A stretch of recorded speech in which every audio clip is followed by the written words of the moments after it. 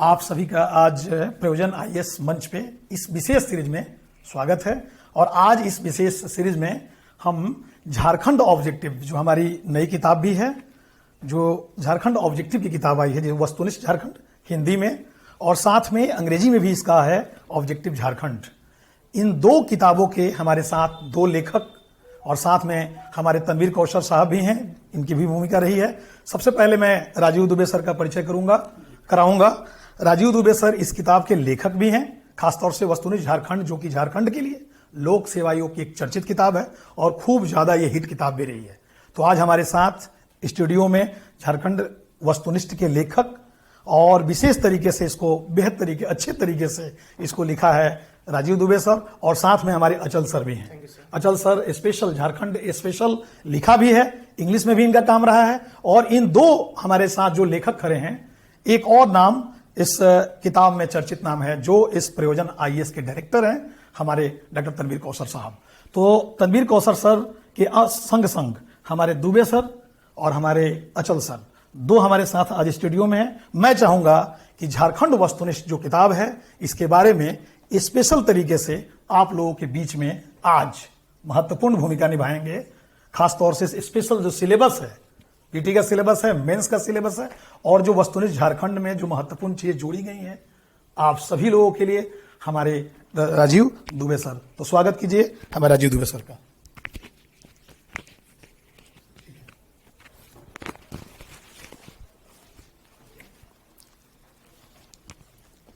सबसे पहले तो मैं धन्यवाद देना चाहूँगा तनवीर कौशल साहब को, जिन्होंने इस मंच पे मुझे बुलाया।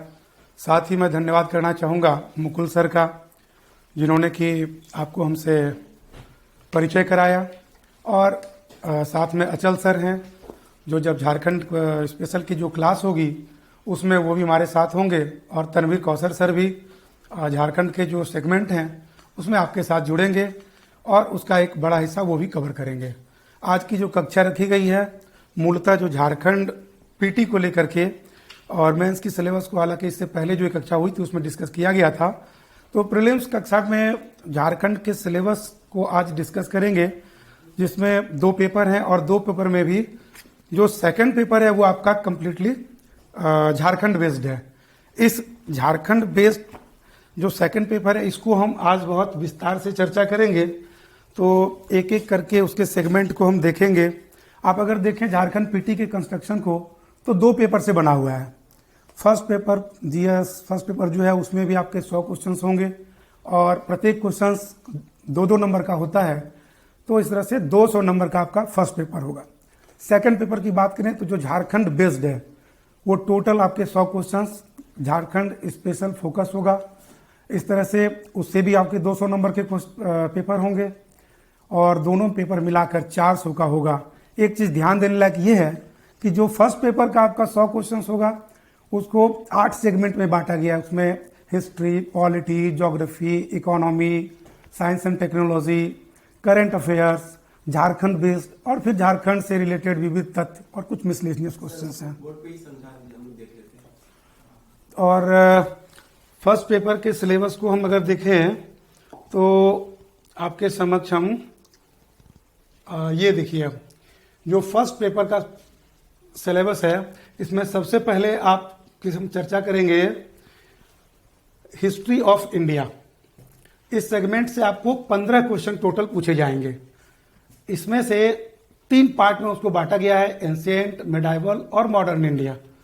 एंशिएंट इंडिया से आपके 5 क्वेश्चन होंगे, मिडाइवल इंडिया से भी आपके 5 क्वेश्चन होंगे और मॉडर्न इंडिया से भी आपको 5 क्वेश्चन रहेंगे। इन सभी चीजों को पढ़ाने के लिए आपके पास अलग फैकल्टीज होंगे। ज्योग्राफी ऑफ इंडिया के लिए भी एक एमिनेंट फैकल्टीज की व्यवस्था की गई है, वो भी आपको क्लास लेंगे। इसमें हमें mainly general geography, physical geography, economical geography और सोशल एंड डेमोग्राफी ज्योग्राफी से क्वेश्चंस होंगे। तीसरा इसका सेगमेंट खंड देखें तो इंडियन पॉलिटी एंड गवर्नेंस का आता है, एक बहुत ही इंपॉर्टेंट पार्ट रहा है और इस पार्ट को हमारे मुकुल सर आप लोगों की कक्षा लेंगे। पहले भी इन्होंने 1-2 कक्षा आपकी ली है, आप देखेंगे, और बहुत ही बेहतरीन तरीके से आपके समक्ष वो आएंगे और उनका पढ़ाने का स्टाइल नो डाउट अपने आप में यूनिक है। नेक्स्ट सेगमेंट हम लें तो इकोनॉमिक एंड सस्टेनेबल डेवलपमेंट का है। इससे भी आपके 10 क्वेश्चंस होंगे। और फिर हमारा साइंस एंड टेक्नोलॉजी का पार्ट आता है जिससे 15 क्वेश्चंस आपके प्रीलिम्स में होंगे। एक और सेगमेंट जिसको कि आप इग्नोर नहीं कर सकते वो झारखंड स्पेसिफिक क्वेश्चंस, यानी इससे जो लगभग 10 क्वेश्चंस आपके होंगे वो झारखंड बेस्ड होंगे, जिसमें आपकी Jharkhand general awareness of its history, society, culture and heritage, in sections से 10 क्वेश्चंस आपको टोटल प्रीलिम्स की परीक्षा में फर्स्ट पेपर में पूछे जाएंगे।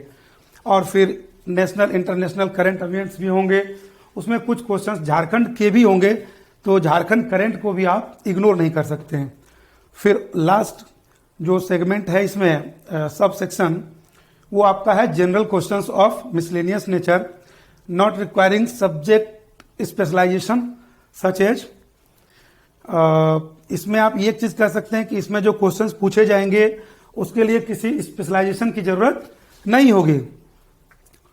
और ये सब मिसलेनियस टॉपिक्स हैं, human rights, environmental protection, biodiversity, climate change, और ये सब आज करके जो कहते हैं ना एकदम ज्वलंत मुद्दे हैं। इस पर आपकी एक पैनी नजर, गहरी पकड़ होनी ही चाहिए, तभी आप अच्छा स्कोर कर पाएंगे प्रारंभिक परीक्षा में।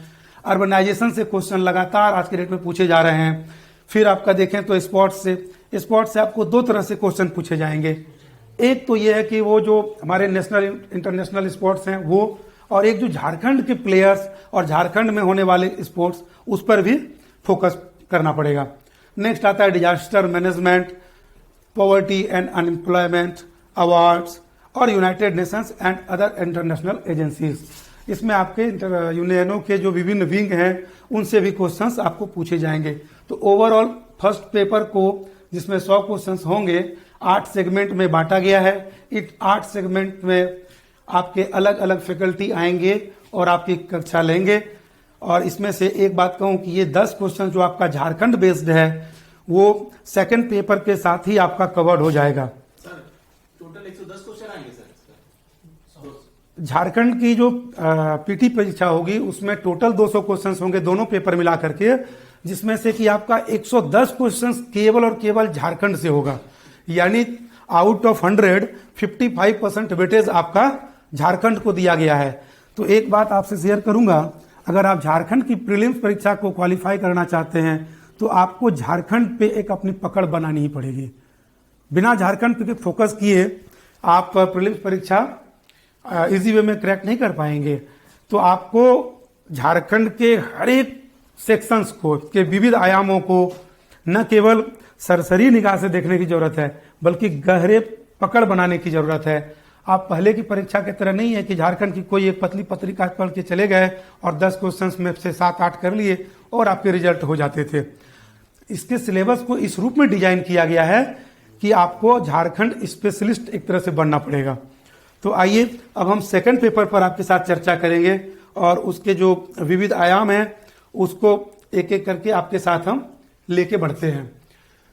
इस पेपर में देखें तो इसमें भी आपके टोटल जो मार्क्स होगा वो 200 का है और इस 200 नंबर के जो क्वेश्चंस हैं ये आपके 100 टोटल 100 क्वेश्चंस में डिवाइडेड होंगे।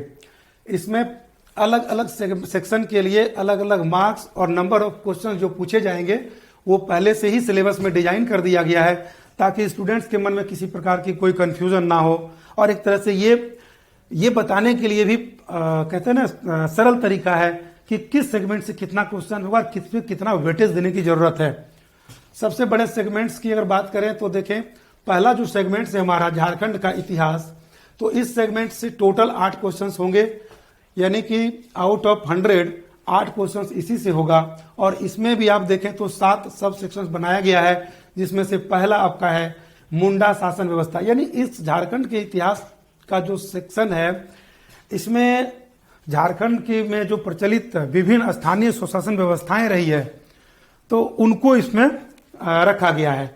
आप जानते हैं कि झारखंड में स्थानीय शासन व्यवस्थाएं थी, जिसमें से मुंडा शासन व्यवस्था, नागवंशी शासन व्यवस्था, पड़हा पंचायत शासन व्यवस्था, मांझी परगना शासन व्यवस्था, मुंडा मानकी शासन व्यवस्था, फिर आपका ढोकलो सोहोर शासन व्यवस्था और जातीय पंचायत शासन व्यवस्था। ये जो विविध शासन व्यवस्था है हमें वहां के स्थानीय स्तर पर उसको भी यहाँ पे एक एक करके पढ़ना पड़ेगा और वो डिटेल में करना पड़ेगा। इससे जो क्वेश्चंस बनते हैं वो अलग अलग तरह से बनते हैं।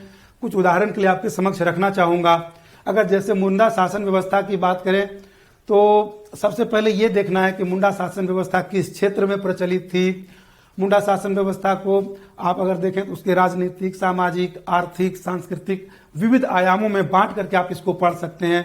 इसका हेड कौन होता है, उसके बाद वहाँ की जो धार्मिक व्यवस्था थी उसका प्रधान कौन होता था, शासन व्यवस्था कहाँ संचालित होती, इसकी बैठकें कहाँ होती थी, जो इसके प्रधान होते थे ग्राम पंचायत के उनके एब्सेंट में उनका काम कौन देखता था। इस तरह से जो तमाम क्वेश्चन से आपको पूछा जाता है।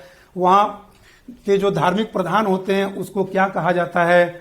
और उसी तरह से जब हम नागवंशी शासन व्यवस्था की बात करेंगे, जहां से आपको पीटी में एक क्वेश्चन पूछा जाएगा, तो ये देखना है कि नागवंशी शासन व्यवस्था के संस्थापक कौन थे, उनमें कौन कौन शासक आए, इसकी स्थापना कब हुई, ये किस क्षेत्र में प्रचलित थी। और इस शासन व्यवस्था की सबसे बड़ी बात कि झारखंड में नागवंशी शासन व्यवस्था, जैसे यहाँ पर देखें तो फनी मुकुट राय बहुत ही पॉपुलर रहे। फनी मुकुट राय ने नागवंश की स्थापना की थी, उनको इसका आदि पुरुष भी कहा जाता है। तो ऐसे विविध शासकों, उनसे रिलेटेड तथ्य, उन्होंने अपने अपने समय पे कहाँ इनकी राजधानियां रखी। जैसा जानते हैं नागवंशी शासन व्यवस्था की जो पहली राजधानी थी वो आपकी सुतियांबे में थी। तो वहाँ जो राजधानी उसको ट्रांसफर किया गया अलग अलग समय में अलग अलग जगहों पे, तो उसको भी देखना पड़ेगा कि किनके समय में कौन कौन सी राजधानी कहाँ कहाँ स्थानांतरित की गई। नेक्स्ट में अगर हम आए तो पढ़ा पंचायत शासन व्यवस्था की बात करें तो पढ़ा पंचायत शासन व्यवस्था किनसे रिलेटेड था ये आपको देखना है। उसी तरह से मांझी शासन व्यवस्था किस क्षेत्र में प्रचलित थी, जैसे ये आपका संथाल परगना क्षेत्र में मूलतः प्रचलित में था। इसके प्रधान को क्या कहते थे, इसकी बैठकें कहाँ होती थी। और इसी प्रकार से जो मुंडा मानकी शासन व्यवस्था है ये झारखंड में किस क्षेत्र में थी, तो मुंडा मानकी शासन व्यवस्था आपके कोल्हान क्षेत्र में था। हमें इस बात को ध्यान रखना पड़ेगा वहाँ पे कौन सी जनजातियां प्रचलन में, उनका बहुतायत में वहाँ पे संग्रहण था। फिर मुंडा मानकी शासन व्यवस्था में वहाँ के पंचायत प्रधान को क्या कहते थे, मुंडा क्या था, मानकी क्या होता है, इन सबको जानना पड़ेगा। जैसे वहाँ के प्रधान को मुंडा कहते थे, वहाँ की जो 10-20 छोटे गांव होते थे उसको इकट्ठा करके जो एक संस्था बनाई जाती थी उसको मानकी कहते थे। तो ये जो चीज है झारखंड के अभी भी कोल्हान क्षेत्र में ये प्रचलन में है।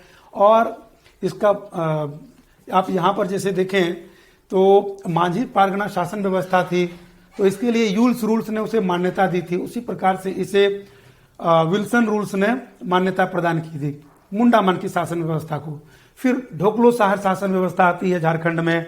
ढोकलो शासन व्यवस्था जो है ये मूलतः आपके किस जनजाति से संबंधित है, ढोकलो किसे कहते हैं, सोहोर किसे कहते हैं, इसे ढोकलो सोहोर नाम क्यों दिया गया। तो इससे रिलेटेड न केवल वो क्वेश्चंस देखने हैं बल्कि इसकी गहराई में जा करके और भी शासन व्यवस्था से जुड़ी इसकी सांस्कृतिक, सामाजिक हर विविध पहलू को एक एक करके जब आप पढ़ेंगे, उससे संबंधित तथ्यों को समझेंगे, इसके प्रीवियस ईयर के पेपर को सॉल्व करेंगे। और खास करके समझने का सबसे अच्छा तरीका ये है कि इसके प्रीवियस ईयर के झारखंड के जो सिलेबस के द्वारा पूछा गया क्वेश्चंस है, अभी 7वीं से 10वीं की जो परीक्षा हुई थी उसके पेपर को आप देखिए, उसको एनालाइज कीजिए, तो आपको पता चलेगा कि किस प्रकार के क्वेश्चंस पूछे जा रहे हैं। जातीय पंचायत शासन व्यवस्था के अंतर्गत जैसा कि आप जानते हैं झारखंड में बहुत विविध प्रकार की जनजातियां अस्तित्व में हैं और ये तो कुछ एक स्पेसिफिक शासन व्यवस्था थी जिसकी चर्चा हुई। अन्य जनजातियों की जो शासन व्यवस्था थी उसको हम संयुक्त रूप से इस हेड के अंतर्गत पढ़ेंगे। इसमें बिरहोर और इस तरह की जो अन्य जनजातियां हैं उसको हम कवर करेंगे और इससे आपके 2 क्वेश्चंस प्रारंभिक परीक्षा में पूछे जाएंगे। तो इस प्रकार से इस 7 फर्स्ट चैप्टर के अंदर जो 7 विविध सब सेक्शंस दिए गए, इससे टोटल 8 क्वेश्चंस होंगे, यानी 16 का 16 नंबर तो आपका पहला टॉपिक से झारखंड का इतिहास से कवर हो जाएगा। अब आते हैं इसके दूसरे सेगमेंट पर, हम चर्चा करते हैं झारखंड आंदोलन। नाम तो इसमें झारखंड आंदोलन दिया है शीर्षक का, लेकिन देखें तो सबसे लास्ट में वो रखा गया है और इसमें न केवल झारखंड आंदोलन हमें पढ़ना होगा बल्कि उसके अंतर्गत झारखंड के सदान, झारखंड के आदिवासी, झारखंड के स्वतंत्रता सेनानी, झारखंड के विभूति और झारखंड आंदोलन और राज्य गठन से संबंधित अध्याय को हम कवर करेंगे। इसके विविध तथ्यों पहलुओं को हम एक एक करके चर्चा करेंगे। तो झारखंड के संविधान, हम झारखंड के संविधान किसे कहते थे, झारखंड के संविधान कौन थे, उनकी वेशभूषा क्या थी, उनका ऐसा कौन सा फीचर्स था जो झारखंड के अन्य लोगों से उनको अलग करता था। इन चीजों को जब तक आप नहीं जानेंगे संपूर्णता में, तब तक अच्छे ढंग से प्रारंभिक परीक्षा में स्कोर कर पाने में कहीं ना कहीं आप कठिनाई में पाएंगे। लेकिन एक बार जब आप इस तरीके से अपने आप को ढाल लेंगे और होलिस्टिक अप्रोच आप डेवलप कर लेंगे, इसको जब पढ़ने के तरीके में आप शामिल कर लेंगे, फिर बहुत ही सहज हो जाएगा, आपका स्कोर भी अच्छा होगा, आप खुद में कॉन्फिडेंट हो जाएंगे कि हम पीटी के स्कोर को कैसे इनहेंस कर सकते हैं। झारखंड के आदिवासी की बात करें तो झारखंड में अगर देखें तो टोटल 32 प्रकार की जनजातियां वहां पर अनुसूचित जनजातियों की श्रेणी में आती है, और उनमें से भी 8 प्रकार की जनजातियों को आदिम जनजाति की श्रेणी में रखा गया है। तो ये एक तरह से टोटल 32 और उसमें से भी 8 आदिवासी जनजातियों को आदिम श्रेणी में रखा जाना। अब ये है कि यहाँ पर कौन सी 8 आदिम जनजातियां हैं, इनको आपको जानना पड़ेगा। आप देखें प्रीवियस के पेपर को तो लगातार इससे क्वेश्चन पूछे गए हैं कि झारखंड की आदिम जनजाति में किनको शामिल किया गया है। 4 ऑप्शंस आपको दिए जाएंगे, उनमें से पता चला एक जो है वो उनमें शामिल नहीं है। तो जब तक आप 8 के 8 नहीं जानेंगे, एक को आप एलिमिनेट कर पाने में अपने आप को सक्षम नहीं पाएंगे। तो उन 8 को आपको कंप्लीटली एक तरह से अपने मेमोरी में रखना है। फिर उन आदिवासियों के विविध पहलुओं को, उनका रहन सहन, खान पान, उसके इतिहास, किन क्षेत्रों में उनका संकेंद्रण है, और उनसे जुड़े विविध पहलू, उनके कल्चर, उनके रिलीजन, इन सब चीज़ों पर जब हम एक एक करके आएंगे तो ये टॉपिक आपका कवर हो जाएगा। हालांकि जो झारखंड की वस्तुनिष्ठ बुक है उनमें इन पहलुओं पर बहुत ही विस्तार से चर्चा की गई है। फिर झारखंड के विभूति क्या प्रयोजन की किताब इसके सफिशिएंट है? प्रयोजन पब्लिकेशन की 2 किताबें आती है, एक हिंदी माध्यम में और एक अंग्रेजी माध्यम में। वस्तुनिष्ठ झारखंड की किताब अभी कुछ देर पहले चर्चा की गई थी। तो हिंदी और अंग्रेजी ये दोनों ही अपने आप में, जहां तक मुझे लगता है कि एकदम मोर देन सफिशिएंट है। हाँ, झारखंड स्पेशल के लिए आपके प्रयोजन पब्लिकेशन के तहत सब्जेक्टिव में भी ठीक वैसे हिंदी और अंग्रेजी में दोनों पुस्तकें उपलब्ध है। हिंदी में भी ये पुस्तक उपलब्ध है, अंग्रेजी में भी ये उपलब्ध है। और इसके अगर आप देखें विविध आयामों को तो बहुत ही विस्तार से चर्चा की गई है, और इन सब्जेक्टिव के बेस पर फिर एक ऑब्जेक्टिव तैयार किया गया है। तो जब आप सब्जेक्टिव को पढ़ लें, पढ़ने का सबसे अच्छा तरीका ये है कि आरंभ में आप सब्जेक्टिव पढ़ें, फिर उसके बाद एक एक करके ऑब्जेक्टिव के क्वेश्चंस को आप सॉल्व करें। और ऑब्जेक्टिव को जो बुक लिखी गई है, इसकी सबसे अच्छी विशेषता ये है कि इसमें जो व्याख्या दी गई है, प्रश्न तो एक पूछे गए, आप व्याख्या जब पढ़ेंगे तो इतने उसके विविध पहलू को जोड़ करके दिया गया है कि आपको लगेगा कि एक क्वेश्चन के साथ में 7-8 प्रश्न और एक्स्ट्रा एडिशनल दे दिए गए। तो आप ऑब्जेक्टिव की किताब को पढ़िए और एक एक करके उसकी व्याख्या को देखिए। नो डाउट आपके कंसेप्ट को क्लियर करने में बहुत ही मददगार साबित होगी। तो मुझे लगता है कि ऑब्जेक्टिव से आप लोग एक बार जरूर गो थ्रू होना चाहेंगे। खैर, ये तो बुक की बात हुई। आइए हम अपने नेक्स्ट सेगमेंट की ओर बढ़ते हैं और थर्ड सेगमेंट की बात करें। सेकंड की हम लोग चर्चा कर रहे थे झारखंड के विभूति पर। झारखंड के विभूति में आप इसको अलग अलग खंड में भी बांट करके देख सकते हैं। एक स्वतंत्रता से पहले का और एक स्वतंत्रता के बाद का।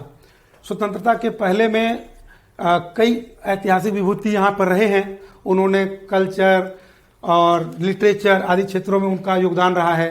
बाकी आधुनिक काल, मेनली सिलेबस में हमारे आधुनिक काल के झारखंड के जो विभूति हैं, हमें उन पर फोकस करना होगा। इसमें आप कई नाम ले सकते हैं, जैसे बिरसा मुंडा, आपके जयपाल सिंह मुंडा और अन्य जो यहाँ के तमाम विभूति रहे हैं। झारखंड आंदोलन एवं राज्य गठन के चैप्टर की बात करें तो इसमें जो झारखंड आंदोलन में जो तमाम संस्थाएं जिन्होंने कि झारखंड को बिहार से पृथक कर एक अलग राज्य बनाने में महती योगदान दिया है, उन संस्थाओं की भी हम चर्चा करेंगे। उन आंदोलन को गति देने में जिन व्यक्तियों की महती भूमिका रही है उस पर भी हम एक एक करके चर्चा करेंगे। और फिर राज्य गठन के लिए वो जो प्रक्रिया एक एक करके आगे बढ़ी, कैसे अलग अलग चरण में चीजें आगे बढ़ी और फिर जाकर के 2000 में अंततः झारखंड एक अलग पृथक स्वतंत्र राज्य के रूप में अस्तित्व में आया। हम वहां तक एक एक करके चलेंगे। इस सेक्शन से आपके 2 क्वेश्चन प्रारंभिक परीक्षा में पूछी जाएंगे। और थर्ड सेक्शन की बात करें तो झारखंड की विशिष्ट पहचान, इससे भी आपको 5 प्रश्न पीटी एग्जाम में पूछा जाएगा। और इस सेगमेंट के अंदर 5 सब सेक्शंस बनाए गए हैं। पहला अगर देखें तो झारखंड की सामाजिक स्थिति, उस नेक्स्ट झारखंड की सांस्कृतिक स्थिति, झारखंड की राजनीतिक स्थिति, झारखंड की आर्थिक स्थिति, झारखंड की धार्मिक विशिष्टताएं एवं पहचान। ये वो सेगमेंट हैं जो एक तरह से झारखंड को अदर स्टेट की तुलना में विशिष्टता प्रदान करता है। यही वो फीचर्स हैं जो झारखंड के अन्य देश के अन्य राज्यों से झारखंड को अलग मानचित्र प्रदान करता है, फलक प्रदान करता है। झारखंड की सामाजिक स्थिति की बात करें तो इसे हम वहां के लोगों के अलग अलग जो वर्ग हैं, आदिवासी, गैर आदिवासी, सदान, इस तरह से उनके कंटेक्स्ट में एक एक कर सब देखेंगे। फिर झारखंड की सांस्कृतिक स्थिति, वहां लोगों के खान पान, वेशभूषा, रहन सहन, सब कुछ में उनके जो त्योहार, इन चीजों को भी हम यहाँ पर देखेंगे। नेक्स्ट आता है झारखंड की राजनीतिक स्थिति। झारखंड जब एक नया राज्य बना, गठन हुआ, तो वहां पर अलग अलग तरह की जो चीजें हैं जिनमें आपकी स्थानीय स्वशासन व्यवस्था की पहले ही हम चर्चा कर चुके। फिर वहां पर आज के डेट में अगर कॉन्स्टिट्यूशनल प्रोविजंस के तहत देखें तो न केवल वहां पर राज्य सरकार का गठन बल्कि स्थानीय स्तर पर पंचायती राज का गठन भी है। तो राजनीतिक स्थिति के अंतर्गत सारी वहां की प्रशासनिक संरचना, झारखंड राज्य का अलग अलग सेक्शंस में विभाजन, कितने जिले, कितने प्रमंडल, कितने प्रखंड और अन्य जो वहां पर स्तर हैं, उसको एक एक करके देखा जाएगा। वो सारे न केवल तथ्य बल्कि उससे संबंधित अवधारणा भी एक साथ में ली जाएगी। जैसे कभी कभार पूछा जाता है कि झारखंड में कुल कितने प्रखंड हैं, अक्सर वहां की प्रारंभिक परीक्षा पूछी जाती है। तो इस तरह के जो प्रश्न हैं वो आपका इस सेगमेंट से कवर हो जाएगा। झारखंड की आर्थिक स्थिति की बात करें तो झारखंड में वहां पर सरकार की आय के संसाधन क्या हैं, लोगों की आजीविका के संसाधन क्या हैं, वहां पर उद्योग धंधे, ये सब के सब इस सेक्शन से आते हैं। हालांकि उद्योग धंधों को हम आगे के सेक्शंस में भी कवर करेंगे, उसमें भी उन्हें पढ़ना पड़ेगा। फिर आता है झारखंड की धार्मिक विशिष्टताएं एवं पहचान। झारखंड में अलग अलग धर्म के लोग रहते हैं, उनकी अपनी अपनी मान्यताएं हैं, उनकी अपनी अपनी विशेषताएं हैं, उनके मानने वाले लोग हैं। तो उन चीजों को किस धर्म के सबसे ज्यादा मानने वाले लोग हैं और उनकी जो पहचान है उन धर्मों से है। जैसे वहां पर जैन, बौद्ध, हिंदू और इस्लाम धर्म को मानने वाले भी जो लोग हैं, उन सब के क्या क्या स्पेसिफिक चीजें हैं उनको हम इस सेक्शंस के तहत देखेंगे। तो सिलेबस को इस तरह से डिजाइन किया गया है कि किसी भी एस्पेक्ट को छोड़ा नहीं गया है। तो एक तरह से झारखंड का जो ये स्पेसिफिक है इतना व्यापक बनाया गया है कि आपको कवर, जब आप एक तरह से पूरी सिलेबस को कवर कर लेंगे तो आपको लगेगा कि आप झारखंड से संबंधित एक अच्छी खासी नॉलेज आपने ग्रहण किया है। अब नेक्स्ट सेगमेंट पर आते हैं तो आप ये देखिए कि ये जो फोर्थ सेगमेंट हमारा है झारखंड का लोक साहित्य, नृत्य, संगीत, वाद्य, दर्शनीय स्थल और आदिवासी संस्कृति। इस सेगमेंट में क्या है कि झारखंड में अलग अलग भाषी के लोग हैं, तो अलग अलग भाषाओं का वहां साहित्य है। जैसे संथाली साहित्य, मुंडारी साहित्य हो, उरांव, इन सब भाषा की अपनी अपनी कुडुख साहित्य, उसी तरह से और अन्य भाषा की जो साहित्य हैं, तो एक लंबा उसका इतिहास है। वहां के साहित्य में विविधता है, तो इन विविधताओं को हम कवर करेंगे और जो साहित्य हैं, साहित्यकार हैं, उनके बारे में भी हम चर्चा करेंगे। लेकिन इसकी विस्तृत चर्चा हम जब इन सेगमेंट के रिलेटेड जो क्लास होगी उसमें आएंगे। फिलहाल चूंकि हम एक सिलेबस को ओवरऑल एक बार चर्चा कर रहे हैं। और नेक्स्ट जब हम आते हैं तो झारखंड में नृत्य से तात्पर्य है कि झारखंड में प्रचलित जो लोक नृत्य हैं हम उनकी चर्चा करेंगे। लोक नृत्य वहाँ के जैसे डोमकच और सरहुल, इस तरह की जो नृत्य हैं उनकी भी हम, चूंकि एक लंबी लिस्ट है तो एक एक करके उन चीज़ों की चर्चा की जाएगी। संगीत, वहाँ पर कौन कौन से वाद्य यंत्र प्रचलन में हैं। दर्शनीय स्थल, झारखंड प्राकृतिक दृष्टि से एक बहुत ही संपन्न समृद्ध राज्य है। वहाँ पर दर्शनीय स्थल की बात करें तो कई प्रकार के स्थल हैं, प्राकृतिक, धार्मिक और जो पर्यटन स्थल हैं, उन सब को हम इस सेगमेंट के तहत कवर करेंगे। आदिवासी संस्कृति में अलग अलग जो आदिवासी बिरहूर, आपका संथाल, मुंडा, उरांव, उन सब का जो कल्चर है उसके बारे में हम जानेंगे। फिर उन्हीं सेगमेंट्स को देखिए आप यहाँ पे एक एक सब सेक्शन के रूप में डिवाइड करके 5 डिफरेंट पार्ट्स में दिया गया है, जो कि अभी हमने आपसे चर्चा की है। और इन सब से 5 सेक्शन से एक एक प्रश्न आपकी प्रारंभिक परीक्षा में होंगे। और इन 5 क्वेश्चंस को कवर करने के लिए आपको थोड़ा सा डेप्थ में जाकर पढ़ने की जरूरत पड़ेगी, लेकिन इससे चिंता करने की बात नहीं है। जब हम क्लास में आएंगे तो एक एक पोर्शन को बहुत ही विस्तार से हम कवर करेंगे और बहुत हद तक उम्मीद है कि उसमें से शायद ही कोई प्रश्न छूटे। नेक्स्ट अगर हम बात करें तो आपका जो नेक्स्ट सेगमेंट आता है वो है झारखंडी साहित्य और साहित्यकार। अलग से भी यहाँ पर लोक साहित्य तो था ही, झारखंडी साहित्य और साहित्यकार का एक अलग टॉपिक भी दिया गया है, जिससे भी आपको 5 क्वेश्चंस प्रारंभिक परीक्षा में होंगे। और इन 5 प्रश्नों को कवर करने के लिए हम झारखंड में जितने भी अलग अलग भाषा साहित्य है और उनसे जो संबंधित साहित्यकार हैं, उनके एक एक रचना को हम कवर करेंगे।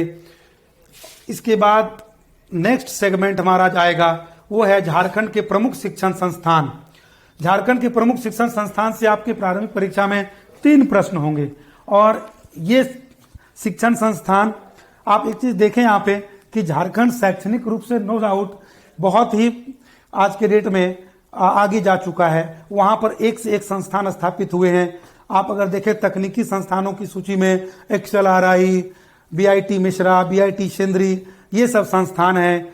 तो वहीं पे आपके पास रांची विश्वविद्यालय, विनोबा भावे यूनिवर्सिटी, मेडिकल संस्थान, हर सेगमेंट में आप अलग अलग क्षेत्र के संस्थानों की एक लंबी श्रृंखला हाल के दिनों में भी स्थापित की गई है।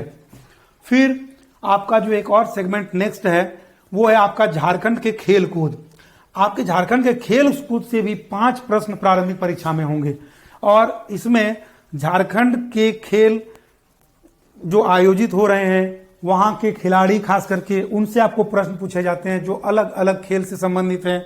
कोई प्लेयर अगर हॉकी से है, कोई बैडमिंटन से, कोई क्रिकेट से, तो उनके क्षेत्र और खेल, इस तरह से मैचिंग के लिए भी क्वेश्चंस आपको दे सकते हैं। और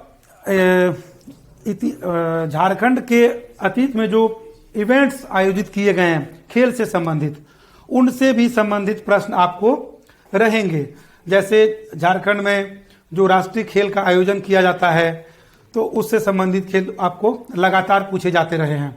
अगला जो लास्ट सेगमेंट तो नहीं कहेंगे, अगला जो सेगमेंट है आपका वो झारखंड के भूमि संबंधी कानून एवं अधिनियम।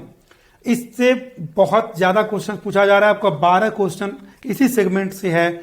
और इस सेगमेंट के अंतर्गत आपको मुख्य रूप से फोकस करना पड़ेगा। झारखंड में 3 सेगमेंट में इसको बांट करके देखते हैं।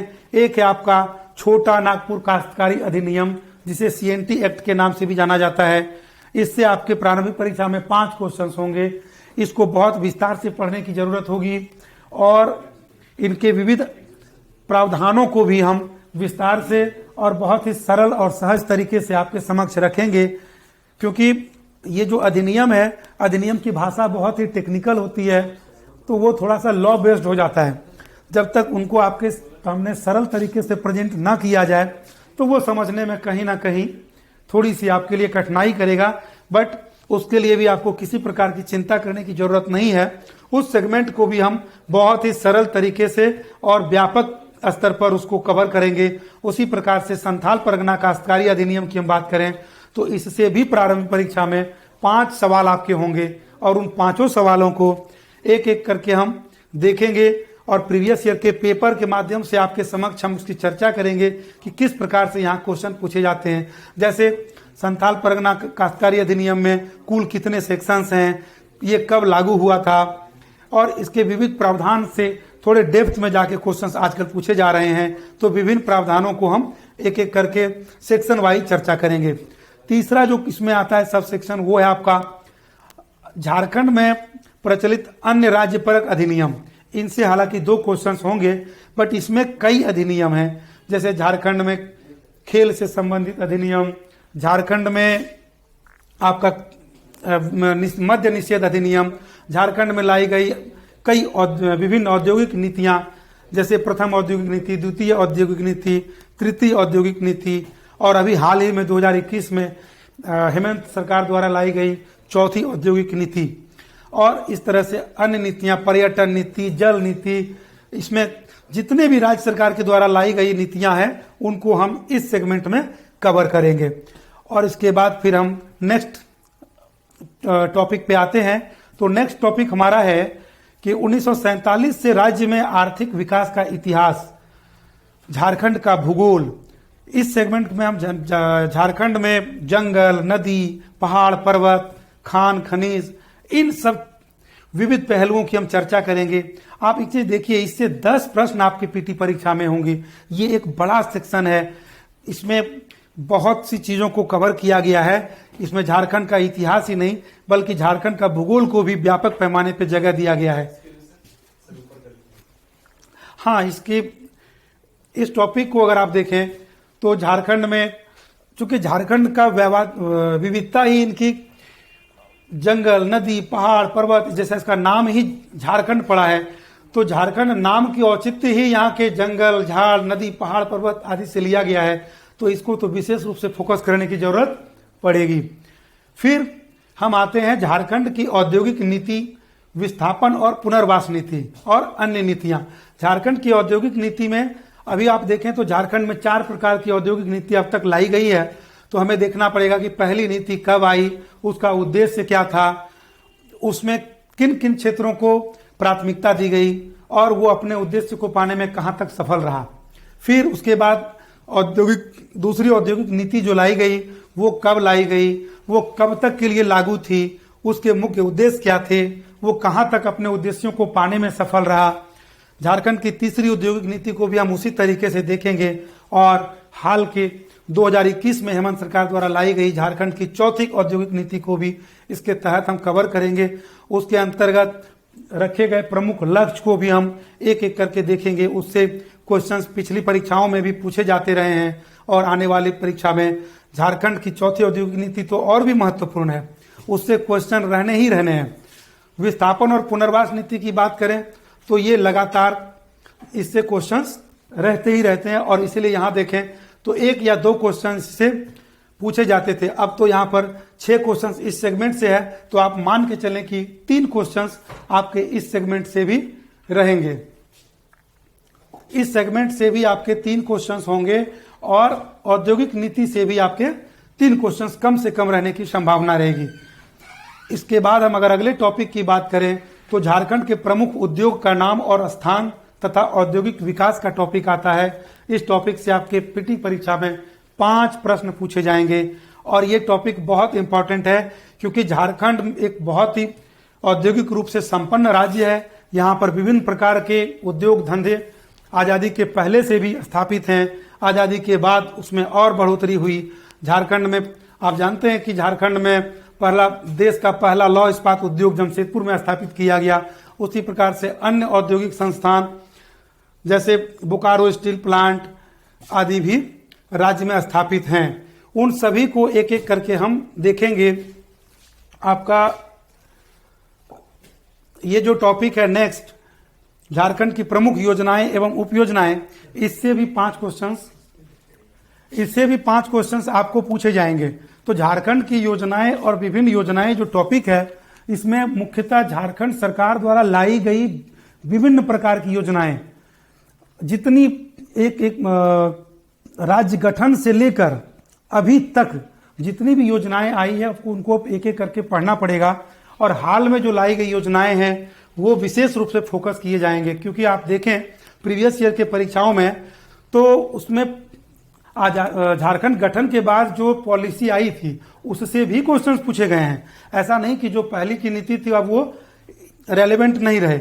आज के डेट में भी उससे संबंधित प्रश्न पूछे जाते हैं, हाँ उस पर थोड़ा हम कम फोकस करेंगे और वर्तमान की नीतियों को ज्यादा फोकस करते हुए आगे बढ़ेंगे। उसके बाद हम आए तो नेक्स्ट जो हमारा टॉपिक है वो है झारखंड में जंगल प्रबंधन एवं वन्य जीव जंतु संरक्षण कार्य। झारखंड में जंगल प्रबंधन से संबंधित कई कार्य किए गए हैं और झारखंड में कई वन्य जीव अभयारण्य हैं। झारखंड में जीव जंतु संरक्षण के लिए अलग अलग वन्य जीव जंतु संगठन भी स्थापित किए गए हैं।